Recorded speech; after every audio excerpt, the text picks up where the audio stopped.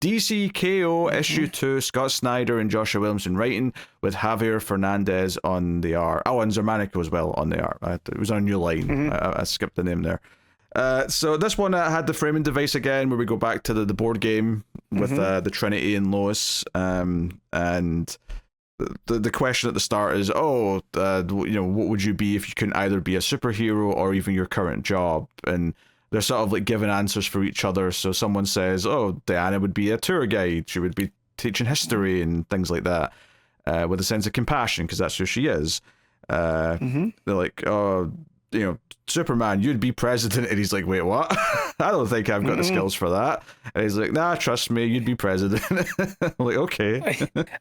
I do love the lower text, right? The word bubble, the font is a lot smaller coming out of Superman when he says that, and he goes, "Oh, come on, you can't be serious."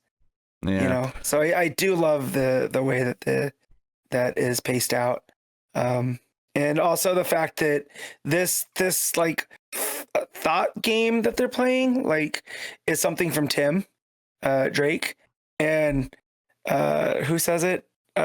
He goes, "Yeah, I hate this game. Tim is fired." Oh, it's Batman. Yeah. He goes, "Yeah, Tim's fired." Because he doesn't want to talk about personal things like this and think about all that. But, yeah, and Diana says you'd be a doctor, which his dad was a doctor, so it's actually not the silliest suggestion. And he does like to fix things. That he's always looking for. I don't think he would be a nice doctor. I think he'd be more akin to House MD. Yelling at people. And tell them what's wrong with them. But I think Bruce would be a fine doctor. Yeah, of course, Bruce responds, a bat doctor. as if he has to batify it, just to make him feel comfortable. The main part of the book, though, which we get into this second round, and again, it's less of a one-on-one fight thing and more of a Squid Game round, where it's like, hey, you're in this other section of, like, this is the inside of, like, a white star or something. I don't know what they were saying, but anyway. Yeah. It's a land where a bunch of ancient gods have all fought and died. It's a graveyard, and the 32 competitors who are here have to go and find one of the 16 items that are stashed here. And everyone who does not have an item at the end of this is eliminated, is killed, and the next 16 go through. And we get like a page, like a 2-page layout that shows you what all the items are. And it's a bunch of just regular DC stuff that you're, a blue scarab, the Warlagog, Psycho Pirate's Mask, a bunch of stuff you'd expect to hear, the Speed Force Ring, although the 16th item is a mystery item, which obviously comes up later. And immediately, the big thing here is that Superman's like, I can't let Lex win. I have to stop Lex. And all I could think in the back of my head is like, you know what, Superman, I get that Lex is your arch nemesis, but I feel like the Joker would be even worse than Lex winning. I think we stop Joker first and then worry about Lex. Yeah. Just a thought. Although with the way that Joker goes after things immediately, I don't know if even Superman was going to have time.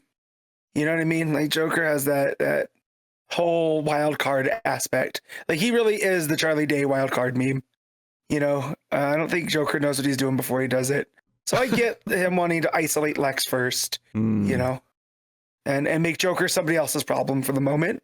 Although that might have backfired tremendously. Oh yeah, Joker ends up obviously getting through. I think this is a fun enough issue. I like kind of some of the moments in it and the setup of it.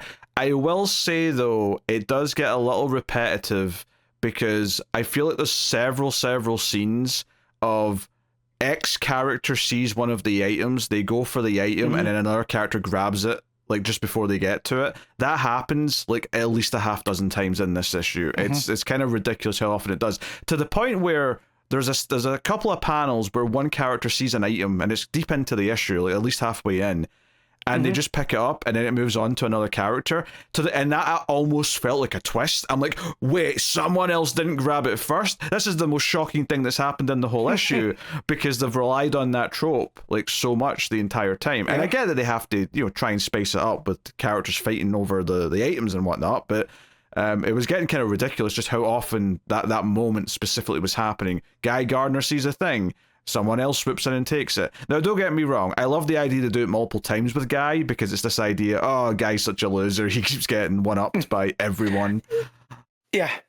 I did like that as well because he has the temperament that you want to see. It's the Donald Duck type thing. You know he's going to get pissed if it keeps happening. Yeah. You know, but then that kind of loses its meaning when it keeps happening to other characters. Yeah, if it was just him, if it was just a running gag with him, that'd be funny. But yeah, it's happening with like tons of characters. Joker gets the atom belt and like goes to giant size and crushes Giganta, so she's out of it. And then he shrinks down and gets into Barda's head, you know, and takes her out from the inside, which I was like, oh man. Yeah, so Barda's gone. Yeah. Yeah. And which I did like that she's like, oh my God, I haven't felt this pain since the fire pits. Right. So it also really shows like, oh man, this is a tough round with them. Like all these guys getting the different kinds of items and changing up their powers, right? We end up with like Joker with the atom belt, but then also Harley with the flash ring, right? With the Speed Force, you know, so kind of seeing what those characters are like with those type of lenses too. Yeah. Cool. And traditionally the Flash's ring does not actually give you his speed powers, but we're fudging it a bit here, I guess, just for the fun sake of it. Traditionally, it's just where he keeps his suit. Yeah. You know? But she gets it, it's like, oh, I've got super speed now. And I'm like, that's not where he gets his powers from. What are we talking about here? Yeah. So he taps into it. And then you get Lobo. This is the one that I thought was weird, is Bane's Venom, which that's not really like, that's more of like of an idea, right? Like, it's not just like, you know, so when they find it here, you know, it looks like that harness that he wears. You know, I'm like, you could have just called it Venom, right? You know, but yeah, just the concept of Lobo with that, who's already not indestructible, but unkillable. Yeah, I think so. The big thing here is that Lex obviously faces off with Superman, and he's basically ready with a bunch of kryptonite, and he fires shards of kryptonite into him. He references the fact that kryptonite's a lot more plentiful right now. You know, it's obviously a callback to Superman Unlimited, and it's like, okay, and he cuts off Superman's hand, and I was like, okay, that's interesting. We're going to really, because obviously again everything's going to be reset at the end of this. We know that going in, so we can kind of like kill and maim the heroes as much as we want with it and no consequence. And part of me thought, you know, like, I'll give them a bit of credit here. It does feel like part of me was thinking, oh, what if they pull another shock? Just kind of like they did with Batman in issue 1. What if they kill off Superman in issue 2? That would be a ballsy move. Now, don't get me wrong. I didn't necessarily commit to the idea because in the back of my head, I'm thinking, nah, they're framing all this too much around Superman for him to be killed off.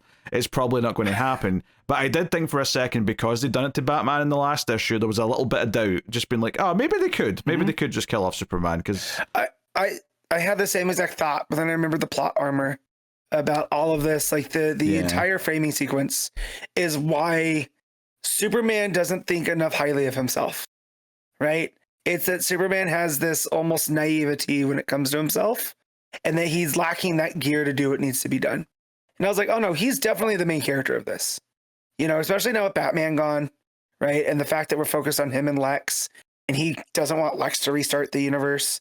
But also that weirdly too, this is a bit of a side jag, is this is what the story Snyder was telling in his Justice League with the Legion of Doom, right? It was the whole idea of Lex harnessing Doom and reshaping things in that image. So I thought that was pretty not cool, but how that comes around here with now, you know, Lex has almost regressed to that state. He's like, well, I have to do this.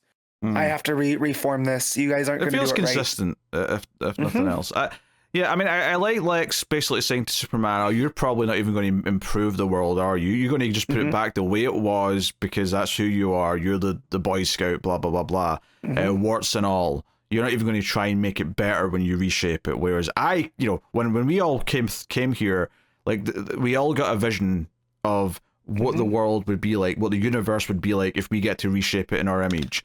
And you probably just saw the regular old Earth, whereas I saw a utopia. I saw the world built by Lex Luthor that'll, you know, everything's perfect kind of thing. So I like that. There's also some stuff here with Starro taking over a bunch of heroes, so we have a little bit of action there.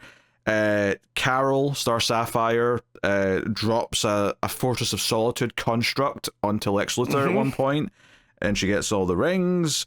The Green Lantern rings, that is. However, Lex grabs the black ring and raises the dead gods. So that ends up being kind of your big set piece for the last part. And it's a cool page, these big giant gods walking behind him as he's sort of floating there in the sky. Yeah, it's pretty metal, right? And again, this is Snyder, who also did DC Metal, right? So this is like a big, huge, the Graveyard of the Gods. I was like, oh, I wonder if that's going to come into play. I didn't expect it to come into play so soon, right? Well, I think it's because next issue we're not going to be in the Graveyard of the Gods, so it had to be this issue. We're moving on to the next phase, next round. Yeah, and then there's these hints too from the Omega Heart. I think that's what it is, right? The kind of thing that's holding about, don't forget Darkseid's story. Don't forget, what he did. And then, when the gods rise, I was like, oh, okay. We're replaying Darkseid's origin a bit here, which I thought that was pretty cool as well. Yeah, because the hidden item, Superman ends up pulling pushing the kryptonite shard into himself and kind of, doing the whole, what's it called? The Omega Sanction, and gives himself this power. So his hand kind of reforms out of energy. And this, so he's found the hidden item. So Superman's going to pass through and he looks kind of badass. He even looks kind of evil. Like, oh, now he's kind of unleashed. Now he's given up being Superman. Because that's what the whole thing with the game was about, is that he would refuse to ever not be Superman, but to win this, he has to give up being Superman, and that's kind of what he's doing here by going down the same path as Darkseid. So we get a page that shows you the 16 that have survived this round. So I'll just quickly run down them. We got Joker, Etrigan, Jay Garrick, Superman, Hawkman, Lobo, Zatanna, Guy Gardner, Lex Luthor, Harley Quinn, Red Hood, because of course, Aquaman, Wonder Woman, Captain Atom, Swamp Thing, and Cyborg. Swamp Thing had a little bit as well. He was getting the I think it was the sword, and he was, or no, was it Soul Taker? I think it was Katana's Soul Taker. Yeah. Where he was like, oh, this belongs to the green now, and I'm like, whoa, okay, that's kind of badass. Swamp Thing going around with a katana, but all right. So that's who made it. Supergirl fell in here. She popped up briefly. She before Clark follows the Darkseid's example. She tries to throw him the Medusa mask, and it gets intercepted by Captain Atom.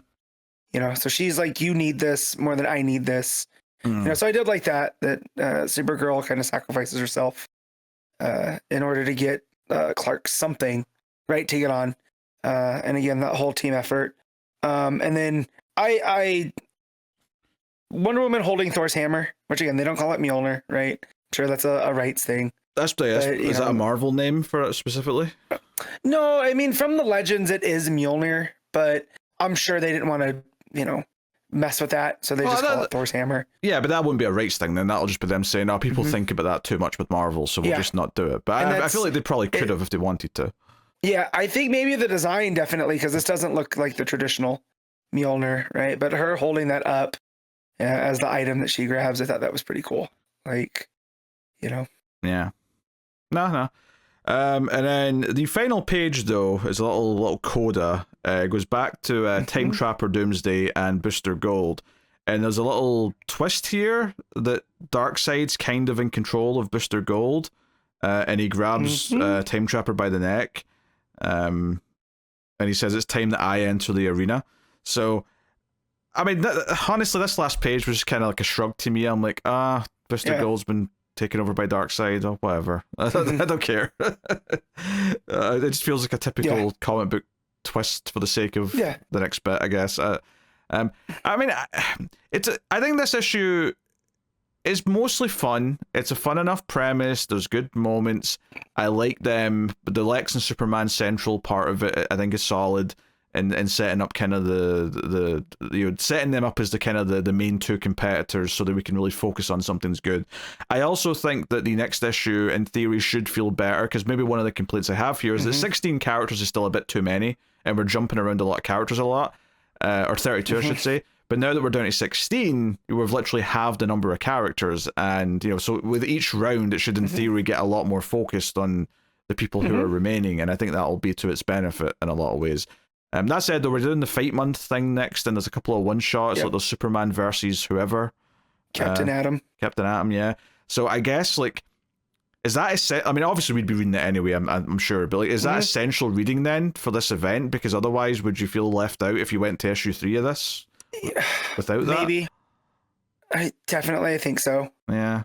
Because it does feel like a chapter, especially, well, the Superman one definitely, but maybe like the Harley one, I don't know, like how important. And we all know Superman's like the main character here, right? Yeah. So that one might feel like, you know, a 2.5 issue, but I don't know how much some of the other ones are going to feel the same. I mean, we're going to read them regardless, right? I mean, having said that, I mean, maybe issue 3 will just start with a one-pager, like, recapping the fight and Superman, like, being victorious. It's like, okay, I guess you could have just read this without the one shot and that would have been fine, but... I mean, it's now Superman with his Kryptonian powers, right? He also still has his, you know, the brass knuckles that have the sun energy and the Omega Sanction. Like, he's super powered, like overpowered here. You know, I feel like he could just Omega Sanction Captain Atom in a page, right? Like, so we'll see though. Yeah, it was good. Like, I think it's a solid enough event issue. I guess there's just a slight feeling of like it is a little bit of a gimmick, because ultimately, because we know everything's going to be reset when someone wins and reshapes the world, and maybe there'll be like a slight twist to that. Maybe it won't be Superman. Maybe someone will reshape the world in a slightly weird way, and there'll be like consequences from it.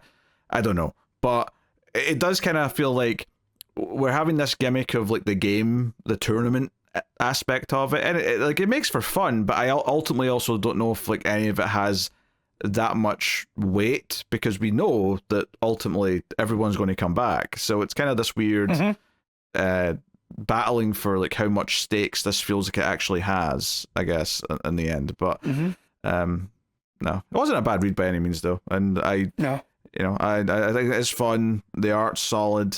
Between Fernandez and Zermanico for sure, and then I think the central Superman Lex stuff is good, and I like the whole gods being risen and brought up. I like that. So, yeah. Real quick, I looked ahead to the solicits for 3, and it says the Elite 8 remain. So I definitely feel like they're treating the Fight Month. Okay, as, that's like, interesting. Chapters, right? So when that opens, there'll be the whoever won those from the one shots, I'm sure. I'm sure they'll do a quick recap of who won those fights at the start of that issue, but it is interesting though, because when they collect it, well, I'm sure there's going to be an omnibus or something that has all the tie-ins put into it. The main collection is just going to be the main issues, presumably, and that's might feel a little bit weird, but yeah, we'll see. So, all right, what are you giving KO issue 2? I'm going to give this a straight 8. Yeah, I mean, I think I know, I'm debating between that and a 7.5. This is where I'm at. I think it's pretty good, maybe even touching on great, just with a little... I'll say 7.5, I'll be a little bit more reserved.